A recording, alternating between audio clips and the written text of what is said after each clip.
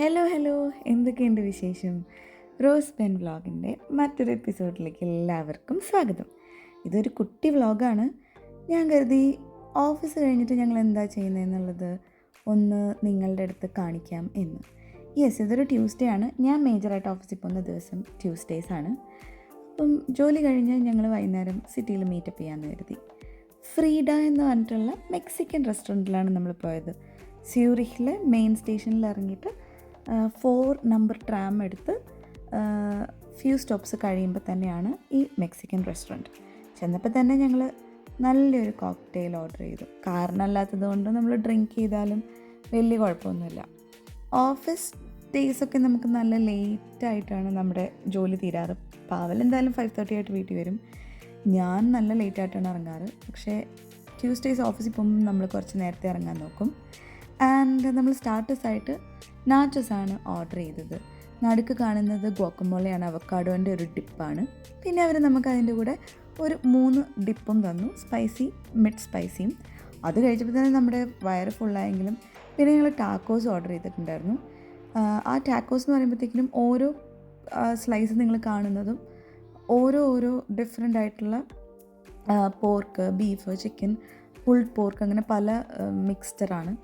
അതും കൂടെ കഴിച്ച് കഴിഞ്ഞപ്പോഴത്തേക്കിനും വയറ് ഭയങ്കരമായിട്ട് അങ്ങ് നിറഞ്ഞു. അപ്പം ഞാൻ കരുതി തീർന്നു. അല്ല, പാവൽ അത് കഴിഞ്ഞിട്ടൊരു ഷോർട്ട് ഓർഡർ ചെയ്തു. ആ ഷോർട്ട് എന്ന് പറഞ്ഞത് ഈ ക്രിക്കറ്റ്സും ഇൻസെക്റ്റൊക്കെയുള്ള ഒരു സാധനത്തിൻ്റെ പൊടിയാണ് ആ ഓറഞ്ചിൻ്റെ മുകളിൽ അല്ലെങ്കിൽ മാൻഡറിൻ്റെ മുകളിൽ അവർ വിതറിയിരിക്കുന്നത്. അത് നന്നായിട്ട് ഒന്ന് സിപ്പ് ചെയ്തിട്ട് നേരെ ഇത് ഷോർട്ട് എടുക്കുമായിരുന്നു. And it taste like very smoky powder. ഞാൻ ആദ്യമായിട്ടാണ് ക്രിക്കറ്റ്സൊക്കെ കഴിക്കുന്നത്. പക്ഷേ സ്മോക്കി പൗഡറായിരുന്നു, creamy. I think you should first.